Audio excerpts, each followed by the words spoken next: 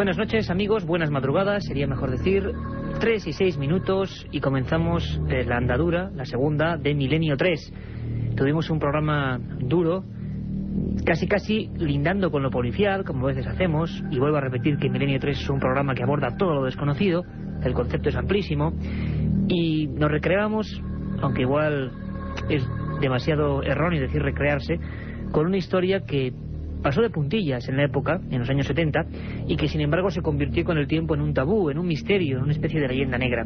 Era el caso de los suicidas de Tarrasa. Dos personas absolutamente normales, con familias normales, con trabajos normales, y que compartían la afición por el tema OVNI. Un buen día, concretamente un mal día, el 20 de junio de 1972, José Félix Rodríguez Montero y Juan Turu Vallés acudían a la vía férrea, muy cerquita de un apeadero misterioso y solitario llamado Torre Bonica, y allí dejaban que el tren pasase por encima. Podía ser un caso más, aunque los suicidios dobles son muy pocos en la historia criminológica española y mundial, de no ser porque cuando Manuel Rodellar, el juez instructor, levantó el cadáver y vio dos cabezas estalladas y vio dos hombres vestidos igual, comprobó que cada uno de ellos sostenía junto a su pecho una nota que decía: pertenecemos al infinito, los extraterrestres nos llaman. De 10 a 10 y media, en esa primera parte de Milenio 3, del menú que os ofrecemos aquí en la cadena SER, en el Estudio 1 ya en penumbra, a toda la audiencia, incluso leíamos las cartas que estos suicidios de Tarrasa, los primeros mártires del misterio quizá en España, escribían a sus amigos. Cartas llenas de dramatismo, cartas llenas también de fe en lo que iban a hacer. Parece ser que pusieron sus caras mirando a Júpiter, y que durante 2 minutos, y lo cuento con conocimiento de causa porque he estado en esa vía, tumbado, observando el lugar y los hechos, tuvieron que, desde la lejanía, escuchar, ver, percibir cómo el tren avanzaba. Y según nos comentaban los forenses e investigadores, nadie comprende cómo un suicida, por mucho que crea en la cuestión que le va a terminar o cercenar la vida, pueda soliviantar o pueda pasar por encima de lo que es el propio sentido de conservación. Por eso mismo nos contaban que los suicidas suelen tirarse, arrojarse a la vía, pero no esperar, convertidos en un tronco humano. Ellos lo hicieron así. Y qué terrible el caso, al saber, esta noche, 10 y 10 y media, cómo no fueron los únicos, cómo en Cataluña, en los años 70, algunos grupúsculos que nunca fueron identificados, fueron dejando una secuela de muertes. En Lérida, los muchachos Abreu y Vargas, 16 y 18 años, hicieron exactamente lo mismo, y fueron encontrados sin cabeza, sobre la vía, abrazados. Y todavía penden, como es lógico, muchos enigmas, muchos misterios. ¿Cómo es posible que dos cuerpos aparezcan abrazados, decapitados en una vía de tren? ¿Cómo es posible que dos cuerpos impelidos por la fuerza cinética de un tren aparezcan con una nota en el pecho, sin sangre? ¿Qué pasó en aquellos años 70 tan convulsos en Cataluña con el tema OVNI? Un tema que enganchaba fuertemente a gente desencantada con muchas otras historias. Ocurrió en Tarrasa, ocurrió en Lérida, ocurrió también en Brasil y en Estados Unidos, como hemos escuchado esta noche. Simplemente, como hacemos cada semana, Milenio 3 ha intentado plasmar los datos, obtener material en exclusiva y mostrarlo a través de las ondas. La opinión ya es cosa suya. Y cuando son las 3 y 9, olvidamos, aunque sea momentáneamente, esa terrible historia de los mártires de los ovnis, de los suicidas que dejaron su vida en un terrible tramo de vía, y planteamos ya lo que va a ser nuestra hora de madrugada, porque viene cargadita de temas, de historias, de leyendas, de secciones que hablan de la conspiración, de lo que no se nos cuenta, de viajes, y lo hacemos con el mejor equipo posible: Carmen Porter, Katia Rocha, Carlos Barroso, este que os habla, Iker Jiménez, y, como siempre, el capitán a los mandos técnicos, Antonio Bravo. Y siempre intentamos comenzar estas madrugadas hablando con uno de nuestros corresponsales, esas personas esforzadas que lo dan todo por este programa y que desde cada provincia, desde cada rincón de este país o del mundo, nos informan de lo extraño, de lo desconocido. A veces paranormal y a veces no paranormal, pero sí tremendamente inquietante y que no se cuenta, de lo que apenas se habla en los medios generales. José Manuel García Bautista es uno de nuestros corresponsales más activos, qué duda cabe, ya lo vais conociendo todos. Y en Sevilla, en las últimas fechas, han ocurrido cosas que ya nos suenan, porque hace 2 años, y lo recordaréis perfectamente, en las Semanas Santas sevillanas, parece ser, esto siempre hay que darlo entre comillas o darlo con un margen amplio a la duda, aparecieron jugadores de rol o jugadores de algún tipo de de juego que es incomprensible para nosotros, vestidos con negras galas y que al parecer tenían incluso reminiscencias, rituales satánicas, se denunció en algunos medios de comunicación, y que desde luego promulgaron el pánico por todo el viejo corazón de Sevilla. Todos nos acordamos de aquellas imágenes de una persona con un puñal, de nazarenos corriendo. Bueno, luego recordamos también, y lo hacemos todos a la vez en esta madrugada, en esta penumbra del estudio 1 de la cadena SER, como Mateo Gil, ese director de cine, hacía una película llamada Nadie conoce a nadie, donde daba pábulo a estos hechos y los comentaba y los interpretaba. Lo que no esperábamos, eso que el año pasado ya hubo conatos de nuevas cosas, nuevos sustos, es que este año, mucho antes de Semana Santa, hubiera incluso intervención policial, actuación en la red, censura de algunos discos, donde, bueno, algunos grupos que también algunos periodistas han tachado de amigos de lo satánico, ejercían con insultos y con proclamas en contra de la Semana Santa, y de todo lo relativo a la religión. La verdad es que en Sevilla esto ha causado cierto estupor, ha causado ciertas inquietudes, porque la Semana Santa es una de las claves de esa ciudad. Algo está pasando, algo ha ocurrido, hay intervenciones policiales y personas que ejercen rituales un tanto extraños o que al menos quieren expandir una sensación de miedo, para algunos de blasfemia, para otros de juego con oscuras intenciones. Y para al menos saber un poquito más, lo mejor es conectar con Sevilla y hablar directamente con José Manuel García Bautista, que ya nos escucha. José Manuel García Bautista, buenas noches. Hola Iker, buenas noches a la audiencia. Parece ser que en Sevilla hay consternación, ha habido actividad policial, han pasado muchísimas cosas en torno a un objeto de tecnología informática que parece que, bueno, tampoco sería muy peligroso de por sí, pero parece ser que ataca a una de las identidades máximas de la cultura sevillana, que es su Semana Santa, y sobre todo, que además esto yo he sobremojado, porque ha habido últimamente, en los últimos años, muchos hechos extraños, podemos decir, en torno a estas celebraciones. José Manuel, ¿qué ha ocurrido? Exactamente, Iker. Pues la policía sevillana, en concreto la Guardia Civil, esta semana ha intervenido una página web relacionada con un grupo de rock que podría tener ideas satánicas, llamado Narco. Narco es un grupo de rock, como he comentado, y ofrecía en una página web y en su sede un videojuego llamado Matanza Cofrades. En principio el juego consiste, como habíais adelantado en la primera edición, en matar a los cofrades que van vestidos de Domingo de Ramos, es decir, de chaqueta de corbata y de mantilla ellas, las mujeres, y en eso consistía el juego, en tres fases, llamada la primera de ellas la Cofradía de las Tinieblas, que usa de fondo la imagen del Gran Poder. La segunda fase es la Reina de las Tinieblas, que usa de fondo al palio de la Macarena. Y la tercera fase, que se llama El Hereje, que usa también la imagen del Cristo de San Bernardo de aquí de Sevilla. Esto llegó a oídos del hermano mayor de la Hermandad del Gran Poder vía email, y estos pues denuncian los hechos ante la Guardia Civil. La Guardia Civil investiga el tema, ve que se está haciendo un agravio contra el código, según el Código Penal, el artículo 525, en concreto, que atenta contra lo que es la libertad religiosa y la fe y las creencias, y decide intervenir y retira la página web y retira los discos que estaban en el mercado de este grupo. A partir de ahí, pues todo tipo de intervenciones, porque aparte de ello también interviene otra página web en la que se metía las imágenes de la Esperanza de Triana con imágenes de sexo, y todo esto ya lloviendo sobre mojado, como tú comentabas, porque todos hemos recordado aquí en Sevilla lo que fue la madrugada del pánico. Todos lo hemos recordado, José Manuel, si me permites. Todos nos hemos quedado también con muchas preguntas, ¿no? Yo recuerdo perfectamente, y seguro que la audiencia de Milenio 3 también se acuerda, de esa película de Mateo Gil, que era Nadie conoce a nadie, que también retomaba los hechos, digamos, misteriosos de una especie de juego de rol dentro de la vieja Sevilla, de ese maravilloso centro urbano de la capital hispalense.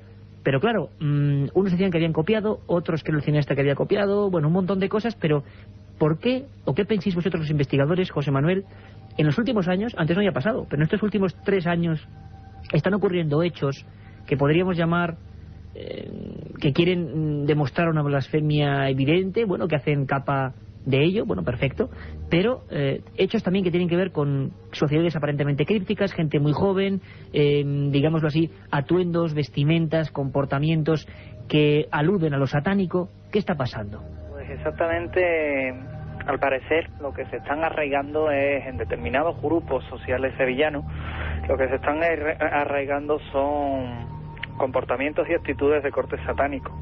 De hecho, no es complicado encontrar imágenes relacionadas con el 666 o con el pentagrama, ¿no?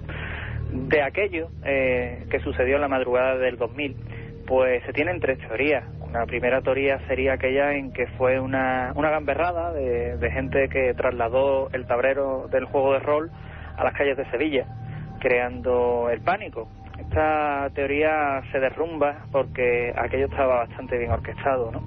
La segunda teoría es la que habla de que precisamente aquellos acontecimientos se crearon por parte de radicales y extremistas de que forman sociedades de tipo críptico, de tipo satánico en Sevilla, que de alguna forma podría tener alguna relación con este grupo de rock, que también parece unas ideas un tanto radicales.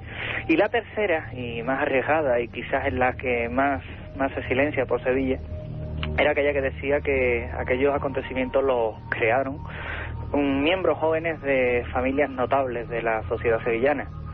En este punto, aquella investigación policial pues queda silenciada. No se vuelve a tener demasiadas noticias del tema, pero lo que sí parece es que ha habido un claro comportamiento anti-Semana Santa, de corte podríamos decir incluso ritual, perteneciente a algún tipo de comportamiento sectario, que básicamente la misión es sabotear la Semana Santa sevillana, incluso a las imágenes. Es extraño, es raro. Y de momento, como te comentaba antes, la Policía Sevillana y la Guardia Civil investiga todos estos acontecimientos. Además, tú que estás habitualmente enterado de todo lo que se cuece por Sevilla, has informado a veces de actos extraños, como se han producido en otros puntos de España, contra imágenes en cementerios, profanaciones y demás. Pero hay más misterios en Sevilla en los últimos días. Nos hablabas casi a micrófono cerrado anteriormente. Vuelven, al parecer, las observaciones de ovnis en la comarca, ¿es cierto, José Manuel? Es cierto, y además, Iker, en primicia para Milenio 3, como no podía ser de otra forma, tenemos una serie de casos extraños que han estado ocurriendo en Sevilla, que son unos determinados avistamientos que han provocado apagones de luz sobre determinadas localidades sevillanas y de otras provincias cercanas a Sevilla.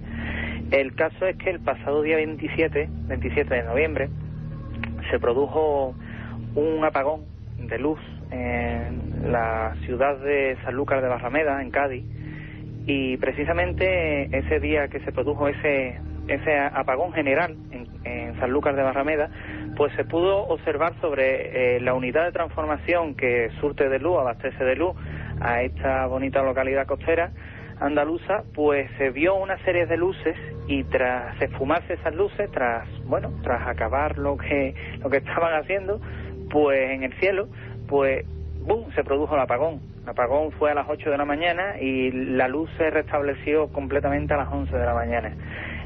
Así hay dos casos más con este, y la verdad es que la actividad ovni vuelve. Lo que pasa es que este tipo de fenómenos ovni, o esta fenomenología relacionada con unidades de transformación, pues digamos que son poco vistas por aquí, por el sur.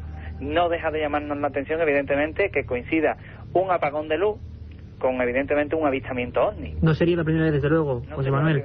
Yo recuerdo ahora mismo perfectamente un caso que ocurrió en Bolillos del Condado en los años 70, y otro en Álava, en la zona de Ali, relativamente famosos. Como decimos, y como hemos estado comentando, llueve sobre mojado. Los hechos misteriosos a veces tienen determinadas conductas que se nos escapan a todos, con cierta lógica dentro de su ilógica. José Manuel, muchísimas gracias, seguimos en contacto, y desde luego cualquier nueva información al respecto de estos enigmas del cielo y la tierra, estos son tus micrófonos, compañero. Muchas gracias, Iker. La otra realidad. Milenio 3. En la cadena SER. Aparte de gozosos, dolorosos, gloriosos, los misterios de la Iglesia son sorprendentes e inexplicables. La periodista Carmen Porter te ayuda a desvelarlos en Misterios de la Iglesia, una obra que saca a la luz los episodios más impactantes del fenómeno religioso. Exorcismos, apariciones, cuerpos incorruptos, estigmas. Misterios de la Iglesia, de Carmen Porter, publicado por Editorial Edad. La otra realidad. Milenio 3, en la cadena SER.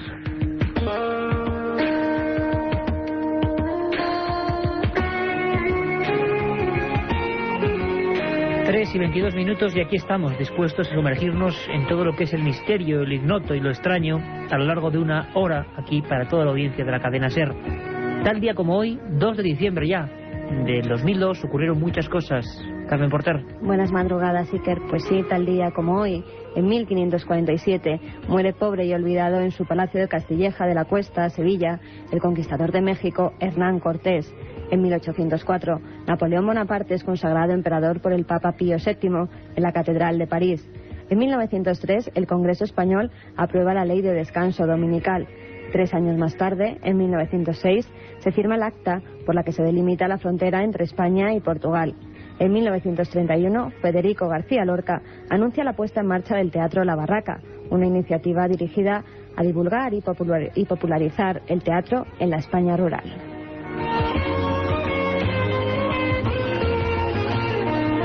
En 1942, el físico italiano Enrico Fermi, premio Nobel de Física en 1938, monta la primera pila atómica de uranio.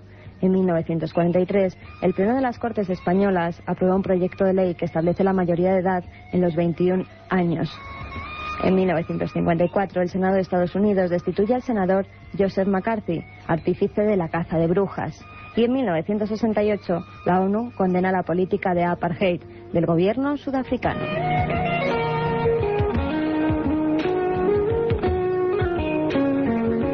Tantas cosas, ¿verdad? En un día como hoy, en un 2 de diciembre, ocurrieron todas ellas.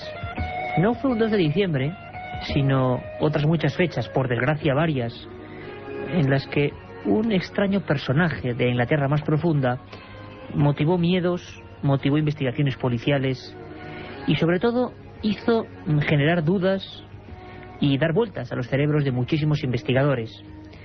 Había una persona misteriosa que mataba, despedazaba y desangraba a sus víctimas de una forma inmisericorde. Era alguien al que hemos intentado poner nombre en algunas ocasiones. Era alguien que realmente ha pasado a la historia con un nombre significativo: Jack el Destripador. Una persona a la que la escritora Patricia Cornwell recientemente ha intentado poner una nueva identidad. Nadie se pone de acuerdo. Son muchas las personas que intentan explicar con determinadas pruebas quién fue este hombre. Nadie lo sabe. Para muchos hizo crímenes perfectos porque nunca pudieron culparle. Ahora nuestro particular conspiranoico, Santiago Camacho, va a intentar darnos una de las teorías más extrañas. Se dice, se comenta, que en Palacio, en Buckingham, durante mucho tiempo, muchas décadas, hicieron fuerza para que esta teoría fuese la que no saliese a la prensa. Quizá por verdadera, quizá por descabellada. Vamos a escuchar la conspiración sobre Jack el Destripador de Santiago Camacho.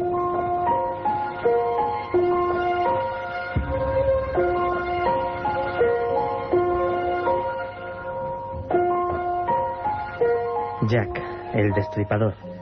La sola mención de su nombre nos trae a la memoria imágenes de oscuros callejones velados por la niebla, coches de caballos, luz de gas, sombreros de copa y figuras embozadas que se cruzan en nuestro camino con aviesas intenciones. Sin embargo, más de uno se sorprendería al descubrir que, aparte de estas imágenes tópicas, también deberíamos recurrir a otras no menos inquietantes: sociedades secretas, intrigas políticas, escándalos sexuales.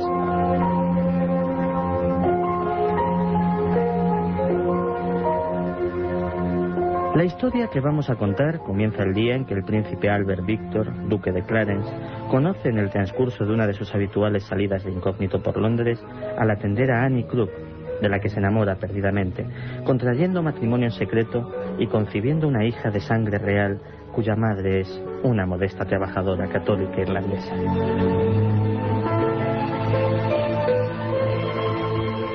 La tragedia estalla cuando la reina Victoria se entera del desliz y decide borrar cualquier huella de ese matrimonio. La pobre Annie es internada en un manicomio donde permanecerá hasta el final de sus días. El irresponsable príncipe enviado al continente a meditar sobre su conducta. Por fortuna, Mary Kelly, una buena amiga de la desdichada tendera, consigue escapar a Irlanda llevándose consigo a la pequeña, fruto de aquel amor prohibido.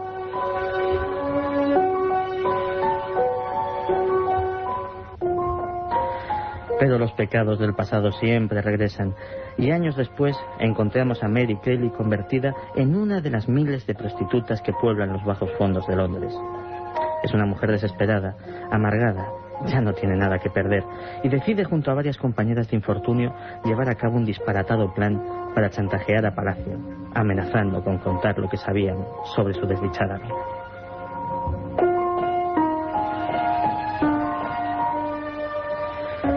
Poco podían imaginar aquellas mujeres lo que acababan de desencadenar. La necesidad de secreto es grande, la situación política de la época muy delicada, así que la reina en persona encarga al doctor Gould, prominente masón y uno de sus hombres de confianza, que resuelva el asunto de la forma más rápida y definitiva posible. Por desgracia, la monarca ignora que las facultades mentales del doctor Gould se han visto alteradas por un reciente ataque cerebral.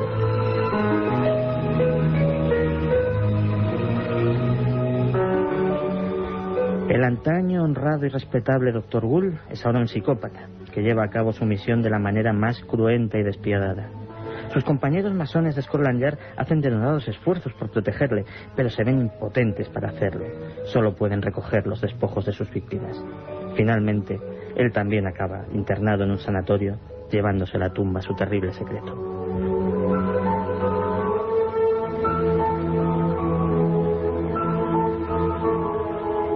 Por el momento, la historia que acabamos de contar es solo una teoría. Una más de las muchas que intentan poner un rostro al enigma de Jack el Destripador. Sin embargo, de todas las teorías planteadas hasta el momento es, curiosamente, la que más pruebas en su favor cuenta y la que más empeño en negar ha puesto desde instancias oficiales la Casa Real. Por algo será.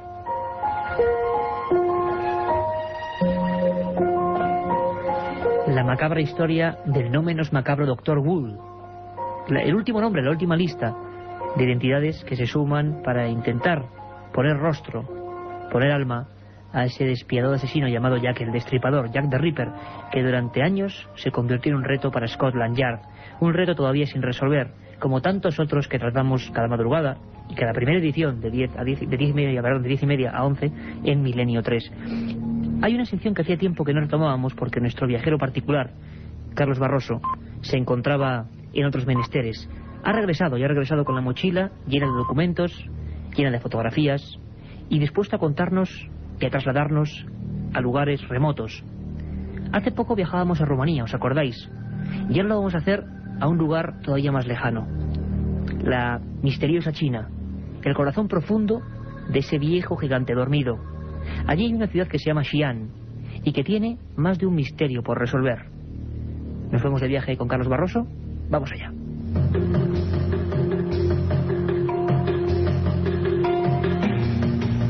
Rumbo al misterio.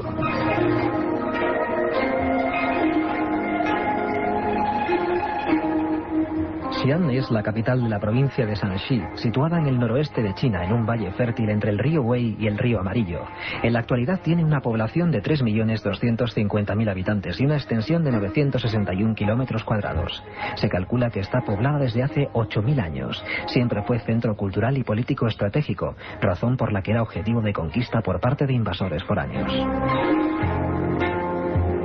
Fue una de las ciudades más importantes de China y la capital más grande del mundo durante la dinastía Tang. Incluso llegó a ostentar la capitalidad del imperio. Más de 10 dinastías dejaron su legado histórico y cultural en Xi'an, cuando desde ella se dirigían los destinos del país. Entre las obras de incalculable valor que se conservan en Xi'an, destacan sobre todo las llevadas a cabo por el emperador Qin Shi Huangdi, un personaje legendario que unificó China por primera vez en el siglo III a.C., después de derrotar a los llamados estados combatientes. Mandó construir el monumento fúnebre de los guerreros de terracota, considerado la octava maravilla del mundo y uno de los hallazgos arqueológicos más importantes del siglo XX. Los guerreros de terracota forman un auténtico ejército de más de 7.000 soldados y caballos. Todos están modelados en tamaño natural y cada uno posee una expresión distinta. El emperador Shi Huangdi creía que le protegerían en el otro mundo, llamado el paraíso de las fuentes amarillas. El emperador también ordenó el inicio de la construcción de la Gran Muralla China, que después de varias ampliaciones en dinastías sucesivas, llegaría a tener unos 10.000 kilómetros de longitud. La intención de Qin Shi Huangdi era crear una barrera que protegiera al país de invasiones extranjeras, especialmente de los mongoles y los tártaros. Es la única construcción humana que los astronautas han podido diferenciar claramente desde el espacio. Para su construcción se utilizó pasta de arroz a modo de argamasa o cemento. En Xi'an se inicia la Ruta de la Seda, un camino comercial que une Oriente con Occidente y que conecta China con los puertos del Mediterráneo. La ciudad cuenta con un riquísimo conjunto artístico que conserva incluso un barrio musulmán muy pintoresco, con mercados y una mezquita de gran belleza erigida en el año 742, una de las 4 grandes de China. A pesar de sus modernas construcciones, el centro de Xi'an mantiene los rasgos de la ciudad que fue durante la dinastía Tang. 2 calles principales se cruzan en la Torre de la Campana, de 23 metros de alto, que data del año 1384. En la ciudad también puede visitarse el Museo Provincial de Shanxi, uno de los mejores y más importantes de China, o el Bosque de las Lápidas. Igualmente importante es la gran pagoda del ganso salvaje, construida en el siglo VII. Fue destruida y reconstruida varias veces.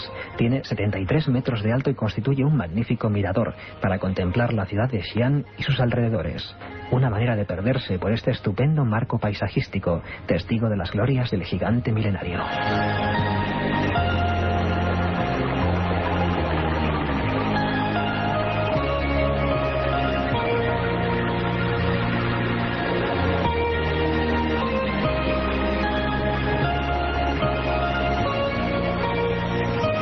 Otra realidad.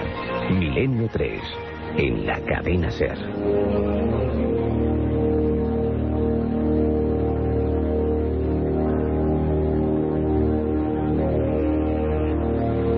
Y siempre cuando llegamos al meridiano de nuestra hora, exactamente ahora son las 3:74 de la madrugada, abrimos los portones viejos, que no carcomidos, sino bien cuidados, de nuestra biblioteca. Una biblioteca donde están sumergidos miles de libros. Y siempre cogemos uno de los que todavía puede recuperarse, puede comprarse en cualquier centro comercial, en cualquier librería, digámoslo así, que está a disposición del lector, y también rescatamos uno de lo más profundo del archivo, uno de esos incunables. Hoy tenemos 2 a los que creo que hay que prestar bastante atención. La biblioteca de Milenio 3.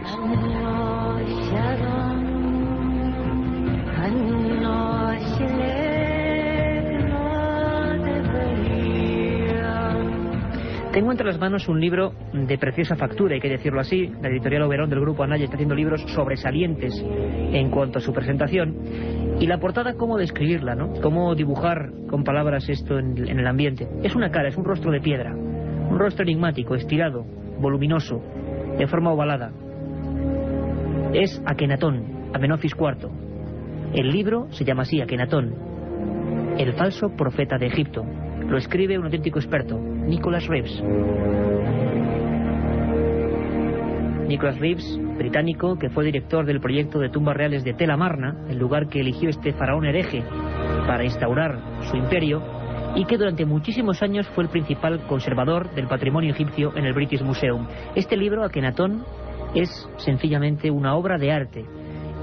Simplemente puede ser recomendable para todo aquel que tenga inquietudes con una de las grandes civilizaciones de la historia, y sobre todo para los que, entre ellos me incluyo, nos hemos preguntado por qué en toda la larguísima saga de faraones, todos cortados por el mismo patrón, apareció uno de repente, Amenofis IV, que ya su aspecto físico era extrañísimo. Muchos pensaban que era una mujer incluso. Tenía las caderas anchas, la cara alargada, el mentón prominente, los ojos rasgados, almendrados. Muchos han pensado que era un ser teratológico, un ser monstruoso.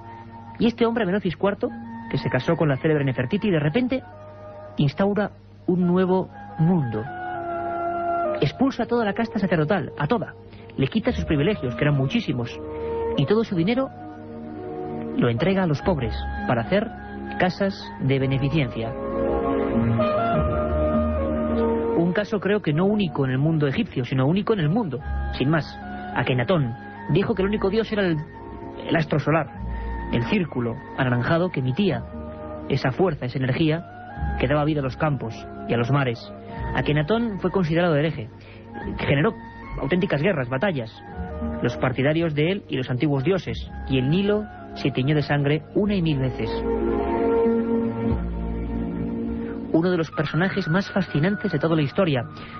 En Tel Amarna, hoy es un lugar absolutamente olvidado, se ha picado la imagen terrible, un tanto extraña, para algunos demoníaca, sin duda alguna, para los que se enfrentaban a él, de todos los relieves, de todos los capiteles.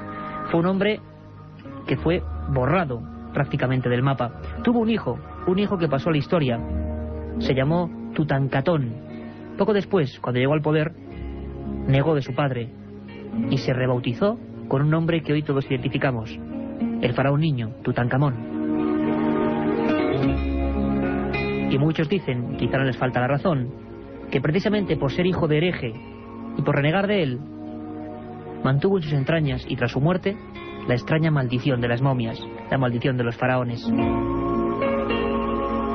Nicholas Reeves, editorial Oberón, Akenatón, falso profeta de Egipto, un libro totalmente recomendable.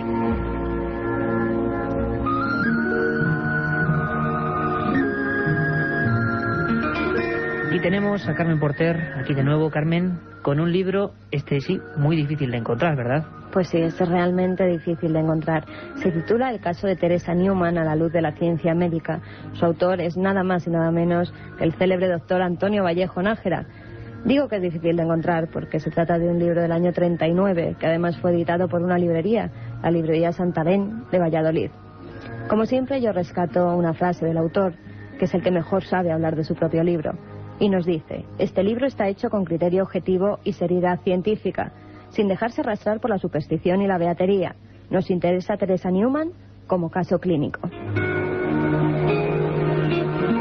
Para que todos los oyentes sepan un poco quién era Teresa Newman, se trataba de una campesina que vivía en una pequeña aldea alemana, en Königsreuth.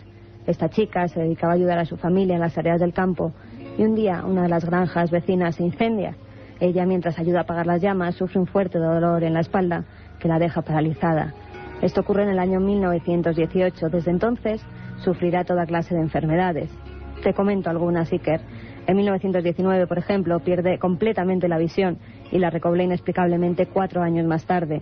En 1925 desaparece la parálisis de los miembros inferiores y sufre una curación repentina de una apendicitis aguda. Años más tarde recibe los estigmas, tanto en los pies, en las manos, como en la corona de espinas. Incluso el doctor Vallejo Nájera nos narra cómo esta mujer lloraba lágrimas de sangre.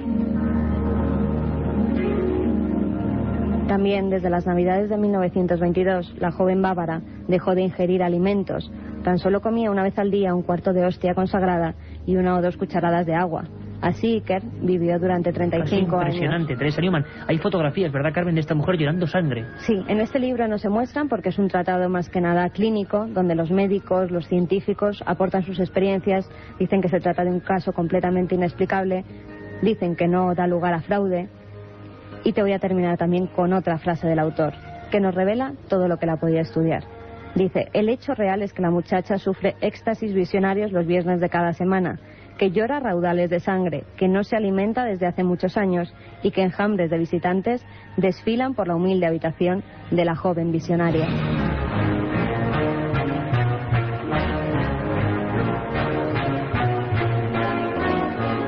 Terribles estos acordes que nos pone don Antonio Bravo para recordar a Teresa Newman, una de las más enigmáticas, estigmatizadas de la historia.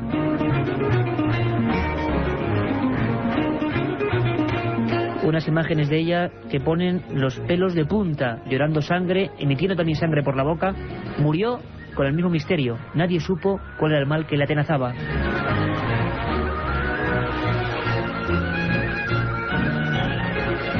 Un día hablaremos de otros estigmatizados semejantes, el padre Pío de Pietrelcina, gente que dentro de un éxtasis místico entró en estados mentales, probablemente, que ninguno podemos comprender. Y ahora, después de estas dos recomendaciones, una, Akenatón, fácil de encontrar en cualquier librería, y otra, el caso de Teresa Newman a la luz de la ciencia, que ojalá encontréis en alguna librería de viejo, nos vamos a marchar con una de vuestras secciones favoritas, las leyendas urbanas. Y además hoy con un motivo importante y un motivo auténticamente serio. El 1 de diciembre, que ya ha pasado, es el Día Mundial del SIDA. Una enfermedad terrible que azota a la humanidad y, bueno, contra la que hay que protegerse y sobre todo con la que hay que informarse, hay que saber qué medidas tomar. Por eso Katia Rocha ha cogido elementos de leyenda urbana de uno de los temas más recurrentes. El SIDA, a partir del año 81-82, se convirtió en fuente habitual de rumores, de leyendas. ¿Quién no ha escuchado esas historias de agujas en cabinas de teléfonos, de agujas hipodérmicas en playas, de personas que querían contagiar el SIDA? Bueno, parece que hay más mito que realidad, como siempre. Y Katia Rocha nos lo cuenta. Una historia sobrecogedora, nuestra leyenda urbana de la semana.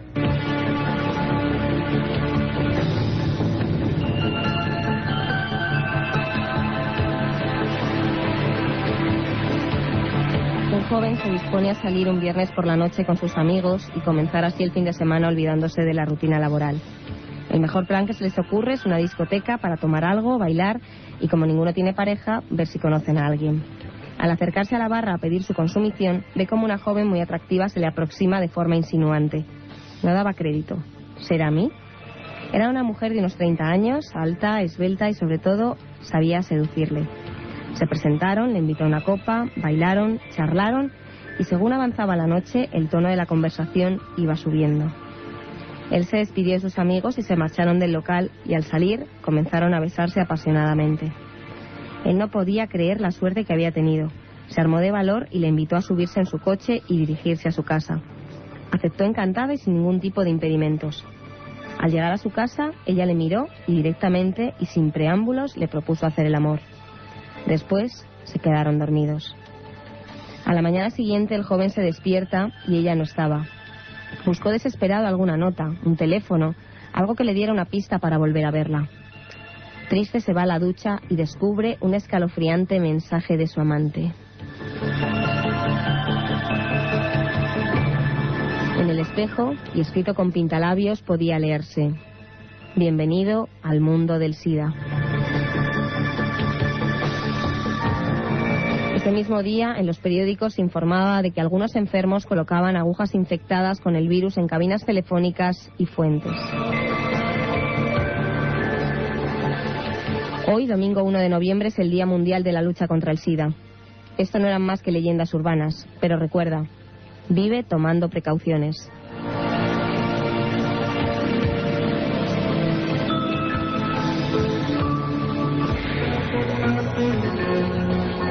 La otra realidad. Milenio 3. En la cadena SER. Primer día, llegada al hotel y alojamiento. Segundo día, ruinas de Petra y pistas de Nazca. Tercero, Sábana Santa de Turín, pirámides de Egipto. Ninguna agencia te ofrece un viaje como este, lleno de misterio y aventuras. Solo Iker Jiménez te lleva a las fronteras de lo imposible. Un viaje de 150.000 kilómetros que recorre el lado más enigmático y sorprendente de la historia. Fronteras de lo imposible, de Iker Jiménez, publicado por Editorial Edad.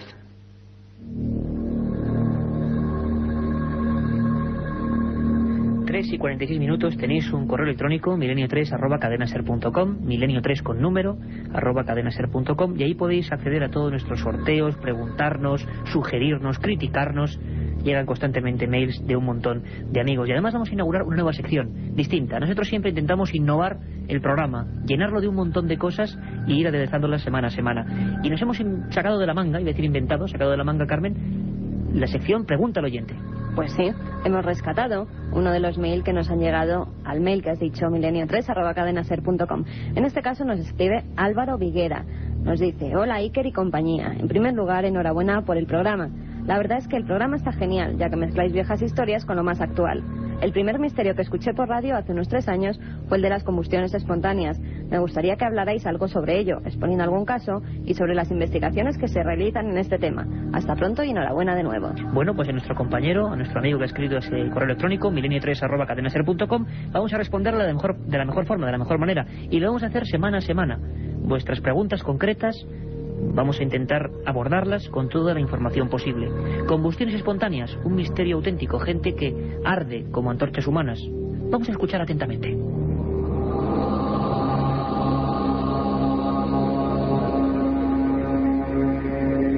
La combustión humana espontánea es un fenómeno misterioso que ya parece diagnosticado en algunas de las publicaciones médicas más prestigiosas del siglo XVIII. Los primeros casos estudiados por la ciencia son los de la marquesa de origen italiano Cornelia Bandi y los de una humilde pescatera de Ipswich, en Inglaterra, llamada Grace Pett. En ambos sucesos los cuerpos de las mujeres estaban en el suelo, calcinados, emitiendo llamas de considerable altura y sin que las telas o el suelo de madera hubiesen sufrido ningún daño. Las primeras hipótesis barajadas para explicar estos incidentes llevó a algunos investigadores a plantear la teoría del llamado suicidio psíquico, una suerte de autoinmolación en la que la fuerza de la mente logra elevar la temperatura corporal hasta la autocombustión. Los alcohólicos fueron considerados durante el siglo XIX las víctimas potenciales de este terrible mal. En España, en la árida y desértica región almeriense de La Roya, se produjo en verano de 1945 una oleada de igniciones humanas sin precedentes en toda la historia. 10 personas estuvieron a punto de morir, y más de 1000 pequeños incendios espontáneos que se generaban dentro de cortijos y estancias cerradas se cebaron con los seres vivos. Tras un inmenso mes de investigaciones, los 32 expertos enviados por el Ministerio de Energía y Minas no llegaron a ninguna conclusión en sus informes. La primera imagen de un hombre muerto por el proceso de la combustión humana espontánea se hizo realidad tras el terrible fallecimiento del Dr. John Bentley en Cudesport, Pensilvania, el 5 de diciembre de 1966. Por vez primera, la cámara fotográfica captaba toda la crudeza de este gran misterio.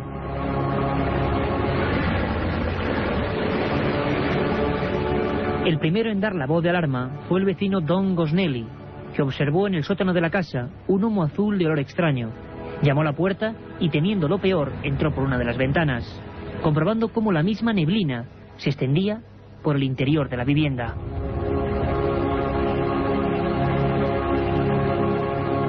En un rincón del baño había un montón de cenizas aún calientes, y junto a ellas un socavón, como si un meteoro hubiese caído allí mismo. Junto a él, una pierna marrón, seccionada a la altura de la rodilla, de la que aún colgaba el habitual zueco de los médicos.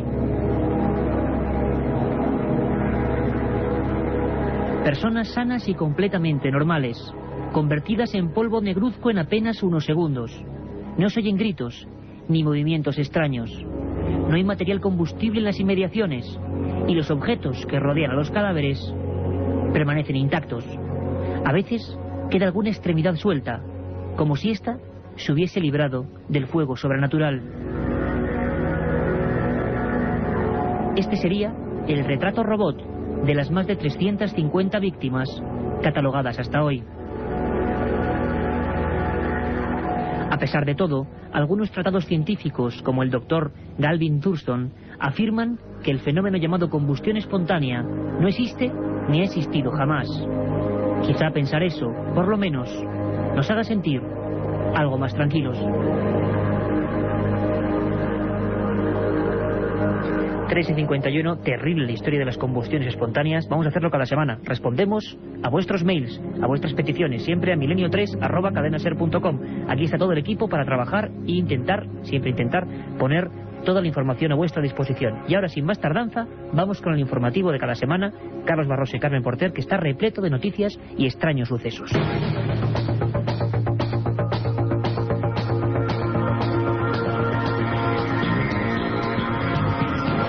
Dentro de unos días regresará a la Tierra la misión especial desplazada hace una semana a la Estación Espacial Internacional para colocar nuevas estructuras en la plataforma. Dentro del Endeavour viajaba un grupo de astronautas, entre ellos el español Miguel López Alegría, con quien la cadena SER ha podido hablar esta semana en lo que ha sido la primera comunicación radiofónica con la Estación Espacial Internacional. Sin duda, un acontecimiento histórico en el que vamos a profundizar enseguida. Antes repasamos otras noticias con la ayuda de Carmen Porter.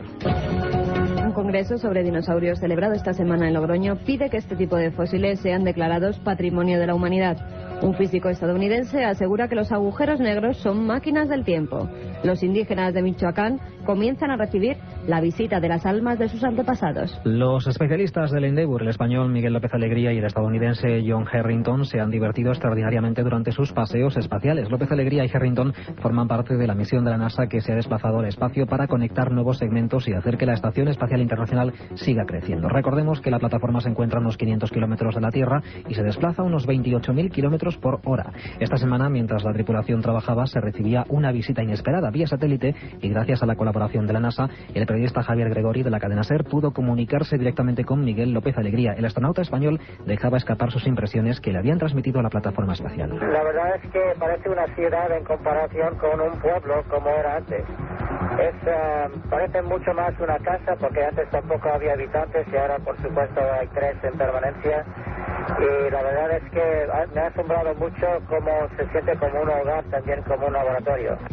Esta semana nos ha sorprendido la teoría de un físico estadounidense, Lawrence M. Krauss, que cree que los agujeros negros pueden constituir auténticas máquinas del tiempo. Según Krauss, se podría viajar de un lado a otro del universo de forma inmediata si se utilizara una especie de túnel entre 2 agujeros negros. Carmen. Krauss aseguró que aunque en el universo no existen agujeros de gusano estables, sería posible utilizar la energía negativa que existe en el espacio para conseguir una gravedad repulsiva en lugar de atractiva y que por ello los mantuviera abiertos. Así podríamos introducirnos en uno de esos agujeros y aparecer en otro lugar del universo, situándonos en un espacio temporal anterior.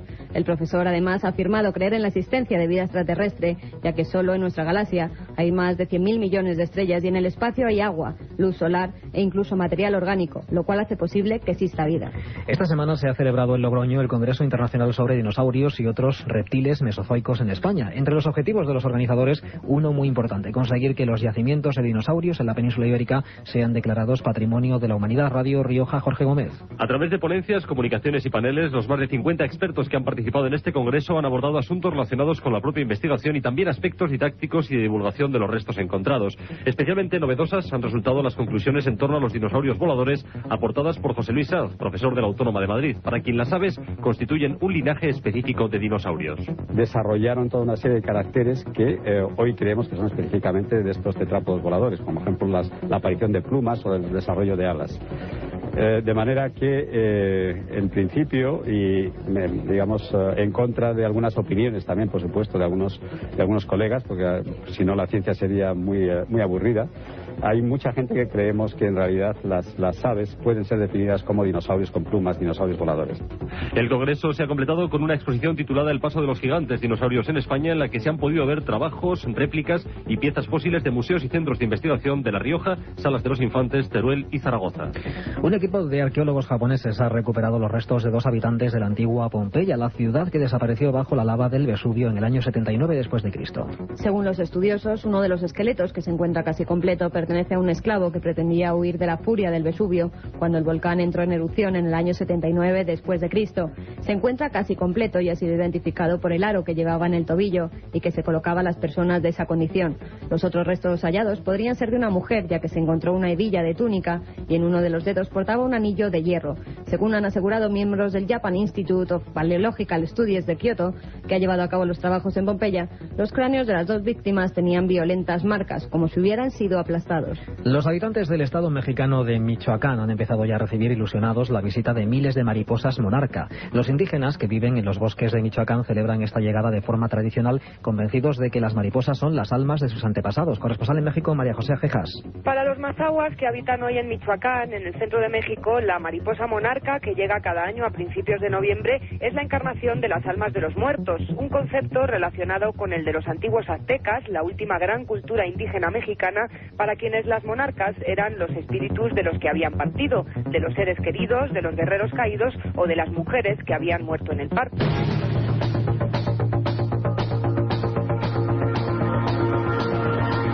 Una semana plagada de noticias y siempre aderezada con las investigaciones de Carmen Porter y Carlos Barroso. Vamos ya, pues cuando estamos enfilando la última recta de Milenio 3 con los mails que han llegado y muchos a esta dirección, milenio3@cadenaser.com. Carmen. Sí, milenio3 con número @cadenaser.com. Neo5 nos escribe si puede encontrar alguna información sobre los suicidas de Tarrasa, alguna información adicional, esos informes de los que hablabas en la primera hora de Milenio 3. Bueno, sabéis que está esa página web amiga, ikerjimenez.com. Con cualquier tema que hablemos en Milenio 3 habrá siempre la información, los informes, las cuestiones que quedaron por decir o por contar. María Ángeles Calleja nos dice que toquemos un tema que es para ella muy interesante. ¿Es verdad que hay personas conservadas en hielo, como es el caso de Walt Disney? Bueno, también sería parte de la leyenda urbana, la historia de Walt Disney y esa criogenización. Sin embargo, en España hubo estudios importantes y es cierto, parece que es cierto, que hay personas españolas, en concreto, con nombres y apellidos, que fueron embalsamadas en el frío elemento. Y además hay una sociedad criogénica española. Os prometo que vamos a intentar hablar con ellos y que nos planteen por qué hacen estas cosas, intentando buscar quizá cierta eternidad. Ismael Cruz nos pide que hablemos sobre el profeta Solari Parravicini. Benjamín Solari Parravicini, uno de los personajes más extraños y enigmáticos de la historia, que además creo que recordamos y retomamos en los programas del 11 de septiembre, que tanta buena acogida han tenido, porque fue uno de los que realmente dibujaron en el año 39, si no recuerdo mal, a la figura de la Estatua de la Libertad, bombardeada 2 veces y diciendo que la luz de América se perdería para siempre. Y una nota de última hora, Carmen, importante para todos los oyentes de Milenio 3. Pues sí, el viernes tenemos un programa especial de 10 a 11 de la noche, viernes día 6. Vamos a hacerlo viernes día 6 de 10 a 11 de la noche. No adelantamos, Carmen, el tema, ¿verdad? Para que sea todavía más especial, para que estén a la escucha. Y también decir otra cosa, Iker, el 20 de diciembre estaremos, tanto Iker Jiménez como la que os habla, Carmen Porter, en Córdoba, a las 8:30 de la tarde en la delegación de la 11 en la calle Doctor Ruiz Maya. Ahí vamos a intentar contaros un montón de cosas, de informes, de fotografías, de historias, llevar un poco el espíritu de Milenio 3 a diversas ciudades españolas. Es lo que vamos a intentar todo el equipo, que hemos hecho posible esta emisión de radio de Misterio y de Palabras. Carlos Barroso, Carmen Porter, Katia Rocha, que os habla Iker Jiménez, y don Antonio Bravo a los mandos técnicos de esta nave que siempre surca el espacio de lo imposible, de lo inexplicable, de lo extraño, de lo ignoto. Ha sido un placer.